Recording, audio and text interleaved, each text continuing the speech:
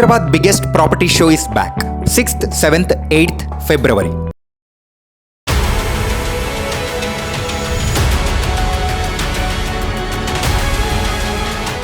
గత 6 రోజులుగా మనం చూస్తూనే ఉన్నాం ఈ న్యూస్. విజయశాంతి రెడ్డి చేసుకున్న బలవత్ మరణం.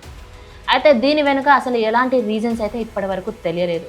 అసలు ఇంత హార్ష్ డెసిషన్ తీసుకోవాల్సిన అవసరం ఏముండే అని కూడా ఇంకా తెలియలేదు. ఇన్వెస్టిగేషన్ ఇంకా చేస్తూనే ఉన్నారు. తన ఫోన్ని, ల్యాప్టాప్ని పోలీసులు అయితే ఇంకా ఇన్వెస్టిగేట్ చేస్తూనే ఉన్నారు. కానీ వాళ్ళకి ఇంకా ఎలాంటి ఇన్ఫర్మేషన్ అయితే దొరకలేదు. అయినా ఎలాంటి రీజన్ లేకపోయినా సరే ఇలా ఒక పర్సన్ తన ప్రాణాన్ని తీసుకోవడానికి ఇష్టపడతారా? అయినా ఎన్నో సమస్యలు నెత్తి మీద పెట్టుకొని ఎలా బతకాలా అని ఆలోచించే వాళ్ళు ఎందరో ఉన్నారు ఈ భూమిపైన. కానీ ఏం సమస్యలు లేకపోయినా చనిపోవాలన్న ఆలోచన ఎలా వచ్చింది? అయినా తను ఆత్మహత్య చేసుకోవాలనుకుంది.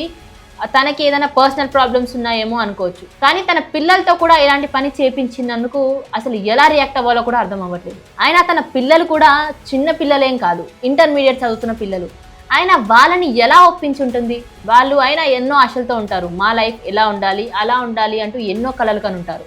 కానీ ఎండ్ ఆఫ్ ద డే ఏం మిగిలింది? సొంత తల్లే తన 2 పిల్లల్ని ఇలాంటి సిచ్యువేషన్లో చూడాలని ఎలా అనుకుంది? అయినా విజయశాంతి రెడ్డి హస్బెండ్ అయితే మాట్లాడుతూ చాలా శోభిస్తున్నాడు. ఆయన చెప్తుంది ఏంటంటే, నాకు అసలు తను ఇలా ఎందుకు చేసిందో తెలియదు, కానీ తను రాసిన సూసైడ్ నోట్లో ఒంటరితనం తట్టుకోలేక నేను చనిపోతున్నాను అని అయితే ఉంది.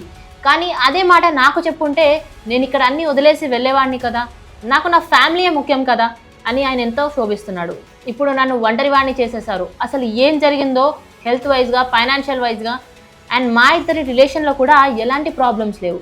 అయినా సరే ఇలాంటి డెసిషన్ ఎందుకు తీసుకుందో నాకు అర్థం కావట్లేదు. నాతో మాట్లాడినప్పుడు కూడా ఎప్పుడు ఇలా అనిపించలేదు తను ఏదో ఫేస్ చేస్తుందని. అయినా ఎలాంటి ప్రాబ్లం లేకపోయినా ఇలా చేస్తుందని నేను అయినా, నా ఫ్యామిలీ మెంబర్స్ అయినా, మా బంధువులైనా ఎవ్వరూ అనుకోలేదు. అయినా తను మా తల్లిదండ్రులతో కూడా, అంటే సురేందర్ గారి తల్లిదండ్రులతో కూడా ఎక్కువగా కలవదు, మాట్లాడదు. అండ్ వాళ్ళకి ఎలాంటి అప్డేట్స్ కూడా ఇవ్వదు. ఎప్పుడో ఒకసారి వాళ్ళు చేసినప్పుడే మాట్లాడుతుంది, కానీ ఇంకా ఎలాంటి అప్డేట్స్ అయితే వాళ్ళకు కూడా తెలియదు.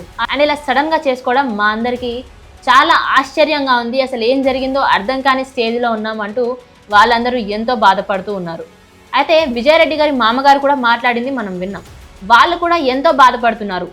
అయితే ఇలా మా కుటుంబం మొత్తం ఇలా అవ్వడం మాకు చాలా బాధాకరంగా ఉంది. అసలు ఏం జరిగిందో, ఎలా జరిగిందో, వాళ్ళు ఎందుకు ఇలా చేసుకున్నారో మాకైతే ఏం అర్థం అవ్వట్లేదు. కానీ మా కొడుకు కుటుంబం ఇలా అవ్వడంతో మాకు చాలా బాధగా ఉంది అంటూ వాళ్ళైతే ఎంతో బాధపడుతున్నారు. అండ్ విజయారెడ్డి గారు పిల్లల్ని పిక్ చేసుకోవడానికి వెళ్ళినప్పుడు ఆ వార్డెన్ అడిగితే సరిగ్గా ఇన్ఫర్మేషన్ కూడా చెప్పకుండా మా బంధువుల్లో ఒకరు చనిపోయారు అంటూ పిల్లల్ని తీసుకుని వెళ్ళింది. పిల్లల్ని పిక్ చేసుకున్న తర్వాత డైరెక్ట్గా కార్ని చెర్లపల్లి రైల్వే స్టేషన్ దగ్గరికి తీసుకెళ్ళింది.